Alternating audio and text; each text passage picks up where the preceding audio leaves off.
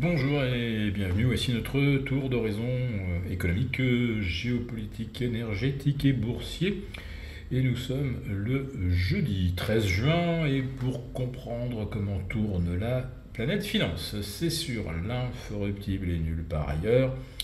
Et la thématique du jour, ce sera action, ça commence à sentir pas bon. On va commencer tout de suite par le CAC 40, en repli de plus de 1%, au plus bas depuis le 19 ou le 20 février dernier, avec un gain résiduel de 3 petits pourcents depuis le 1er janvier. Un CAC 40 qui a donc validé un signal de correction moyen terme avec l'enfoncement, cette fois-ci on peut le considérer comme définitif, des 7900 points. Et comme en plus de ça, ça s'est accompagné d'un gap baissier. On peut considérer que le signal possède une très forte probabilité de nous envoyer jusque vers les 7680, c'est-à-dire un gap qui remonte à la mi-février. Mais là où ça ne sent pas bon non plus, c'est sur les obligations. Alors certes, aujourd'hui, le rendement de l'OAT ne progresse pas, mais celui du Bund, lui, recule encore de 2,5 à 3 points par rapport à nos OAT. Autrement dit, en l'espace de 3 séances et demie, l'écart de rendement entre le Bund et l'OAT s'est tendu de 49 points vendredi dernier à 15 ou 16 points de plus. Et on ne voit aucune embellie se dessiner. Alors, bien sûr, on ne peut pas encore parler d'attaque en règle contre la dette française, mais force est de constater que l'Italie, qui a un peu souffert lundi et mardi, les BTP italiens, aujourd'hui sont en train de réduire, et assez sensiblement, leur écart par rapport au Bund. Donc en Italie, l'extrême droite est également au pouvoir, ce qui permet de développer des discours manichéens sur le retour de Mussolini, etc. Bon, on ferait mieux en fait de se pencher sur la complicité entre von der Leyen et Meloni, et donc oublier la figure de Mussolini.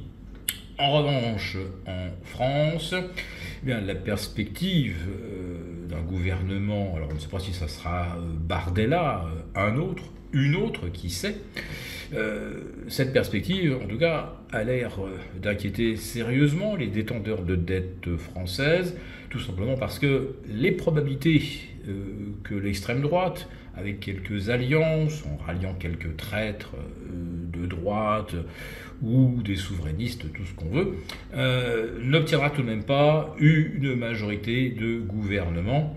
Autrement dit, à la présentation du premier collectif budgétaire, peut-être cet automne, une motion de censure fera tomber ce gouvernement, et puis peut-être le suivant. En tout cas, on peut s'attendre cette année à tamponner plusieurs fois notre carte d'électeur.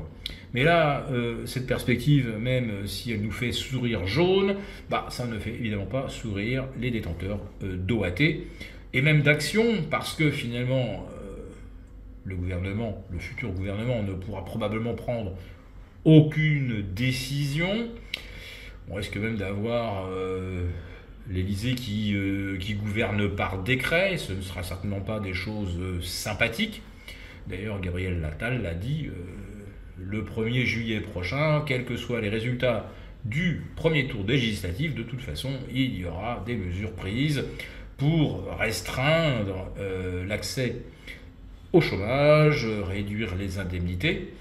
Je rappelle tout de même que la plupart des caisses d'allocation sont excédentaires, donc le problème ne vient pas de là, et qu'en plus de ça, renseignement pris, en Allemagne, ça coûte moins cher, l'assurance chômage, pour une durée de couverture plus longue et une couverture plus généreuse, puisque en Allemagne, vous pouvez vérifier, c'est 75% de taux de remplacement du salaire contre 56-60 en France. Et je rappelle également que la moitié des sans-emploi en France ne touchent aucune indemnité. Voilà, donc on va aller faire ma basse, hein, tout simplement, sur les trésors de guerre des caisses d'indemnisation, celles qui ne sont évidemment pas dans le rouge, en faillite, et là c'est le cas des caisses gérées par l'État. Voilà, je referme cette petite parenthèse. Alors comment est-ce que pourrait se constituer une majorité plutôt favorable à Emmanuel Macron? Là, ça devient très compliqué puisque à gauche, on aura plutôt un rapprochement entre Raphaël Glucksmann et l'ex-NUPES.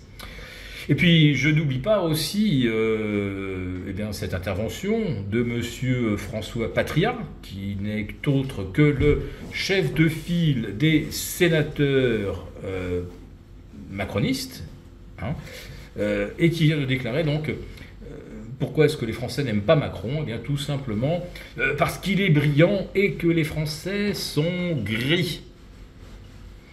Alors les Français sont des riens, les Français sont des illettrés, les Français sont des Gaulois réfractaires, maintenant les voici gris. Alors qu'il n'oublie pas, ce monsieur Patriat, qu'il existe 50 nuances de gris, et ceux-là, ils ont bien envie de faire des ennuis au président.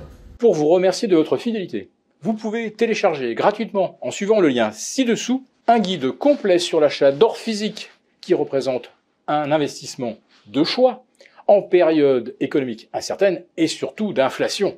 Merci et à bientôt. Merci beaucoup d'avoir regardé cette vidéo. N'hésitez pas à réagir dans les commentaires ou à liker et partager cette vidéo si le contenu vous a plu. Et pour ne rater aucune de nos prochaines émissions, vous pouvez vous abonner à notre chaîne et activer les notifications. Et pour plus de contenu, n'oubliez pas que le dernier rapport rédigé par nos experts est accessible en cliquant sur le lien de description. On se retrouve tout de suite dans les commentaires et je vous dis à très bientôt pour une prochaine vidéo.